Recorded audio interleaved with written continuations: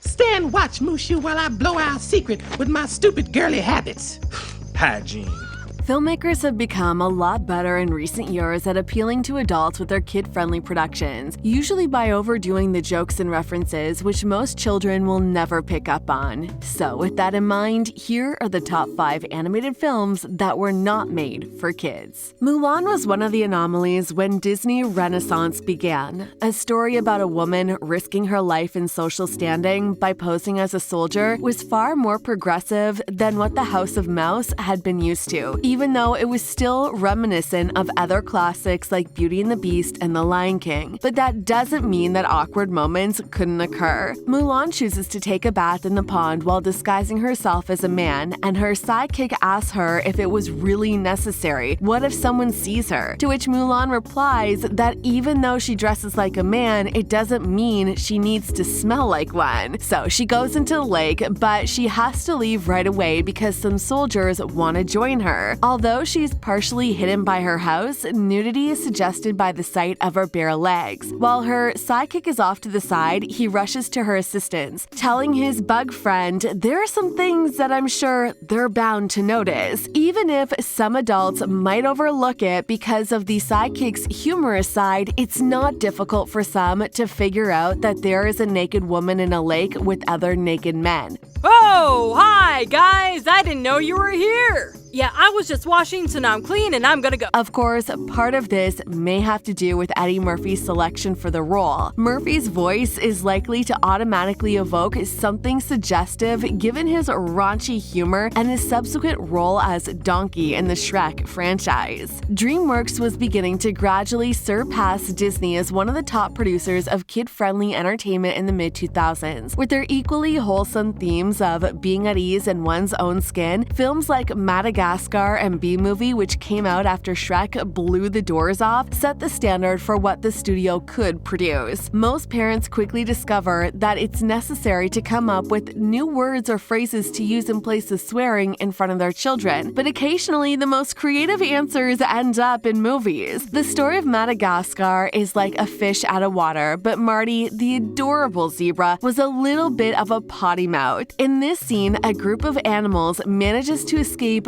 from their zoo in New York and find themselves on the island of Madagascar. Although Marty appears content, Alex is obviously infuriated as he rushes towards him. Marty begins to appear a bit too appetizing to Alex, who is prone to hallucinations brought on by hunger. Marty rushes to get to Alex, but the look in Alex's eyes changes his mind as he backs up. Marty finally realizes that Alex is merely in need of food, so as he runs away, he yells, "Sugar, honey, iced tea," in an apparently meaningless phrase. Perhaps Marty's cry of "sugar, honey, iced tea" was just a thoughtless comment from the crew as he fled. It was evident to the adults, though, in the audience that Marty intended to say something completely different, but realized he was in a children's film when they examined the letters in each of those words. Such sneaky writers. Even though a lot of animated films are meant for younger audiences, the makers still deftly conceal mature humor. DreamWorks' Shrek is a modern take on a beloved children's fairy tale like Snow White, Sleeping Beauty, and Cinderella. It's packed with allusions and crude humor that's definitely beyond the age of younger audiences. The fact that most of Shrek's films aren't intended for young audiences is precisely why the internet adores him. In this scene, when Shrek sees Lord Farquaad's enormous castle, he asks Donkey whether he believes that maybe he's compensating for something. This implication of the joke is probably lost on most children viewing, but Donkey didn't seem to get it either, judging by the tilt of his bewildered head. Donkey tries to tell Princess Fiona about Shrek's remark later in the film, saying it seems like Farquaad is making up for something, which makes me believe he has a really big donkey is cut off by Shrek before he can say anything anything more, but by this point it's obvious that Donkey understands the joke. Perhaps during their journey, Shrek gave Donkey an explanation for the remark. Shrek's remarks about Farquaad compensating for something with his enormous castle or the crude reference to the name Lord Farquaad are just two examples of his mature sense of humor. It's up to the older audiences to fill in the blanks, but Shrek's clever humor gives the movie a more sophisticated comedy feel. With its adult humor, Shrek adds a layer of enjoyment to the movie that endures over time, bringing back memories of the film for adults who have grown up and gained a fresh perspective. It's amazing how many things they got away with that'll make you wonder, how on earth did they sneak that joke into a movie for kids? In the lengthy canon of cinema, the follow-up is almost never as good as the first. Although there have been many exceptions, Toy Story 2 has remained a fan favorite for decades, moving forward with the story of Woody and his friends as he's almost sold by antique toy salesman Al. There are numerous ways to convey the attraction between characters in a children's film. Romance and attraction are, after all, entirely normal. However, this scene from the second Toy Story film is a tad too obvious. Woody introduces his new friend Jessie the cowgirl as the film is coming to an end, and Buzz Lightyear shows a little too much enthusiasm. Although Lightyear is regarded as the daredevil in Andy's room, he makes an effort to make out with Jessie at the end of the film before she pulls off some of her own stunts. Lightyear's mouth drops when Jessie, having accepted the compliment, performs one of Lightyear's well-known races on her own. The fact that Buzz Lightyear genuinely loves Jessie from Toy Story 2 is well unknown. It would have been one thing to leave an image of Lightyear, but he seems to get so excited that his wings automatically extend without him realizing it. Kids may not be aware of this, but when Jessie flies by Buzz during an acrobatic act and his wings stand at attention, adults may have an idea what it's all about. Although children may find it amusing and believe it to be a merely visual joke, there aren't many excellent children films that manage to include this kind of joke until the very end. No matter how many times Pixar or Disney are exposed for telling inappropriate jokes, their animators will be slipping more small scenes into upcoming kid-friendly films. If you had kids in the last 10 years, then I'm sure that the Frozen franchise is not something unfamiliar to you, and probably you've had enough of it. Although the animated Marvel made for one of the greatest film soundtracks from Disney in a while, the song Let It Go has surely driven a lot of mothers crazy, as it was probably on repeat all day long. We all love the Frozen movies, but there were scenes that were obviously implied toward the grown-up fan base. In this scene, Elsa had left Arendelle and went on a spiritual journey, so Anna took the matter into her own hands and went to find her. But Anna's mission to find her sister raised some difficult questions. As devoted followers of the series will recall, Anna only had a brief acquaintance with Prince Han prior to getting engaged in the first movie. She then meets Kristoff and sets off on an adventure with him to locate her sister across the pitch-black tundra. The Iceman questions Anna about her future husband while they're traveling, asking about her level of commitment to Hans and her familiarity with him. He even implies that Anna is getting married to a stranger. His favorite food is sandwiches. His best friend is probably John and his eye color is dreamy, according to Anna, who becomes defensive and assures him that he is not a stranger. Kristoff went on to ask if she knew the size of his feet, to which Anna retorted, "Foot size doesn't matter," before moving right on to the next question. Adults will recognize the allusion to the shoe size myth, but children are unlikely to understand the seemingly innocent exchange. This is one of those blink or you'll miss it jokes that might have raised some eyebrows from parents, but most adult humor is usually toned down in kid-friendly films. Don't forget to smash that subscribe button, and we'll see you in the next video.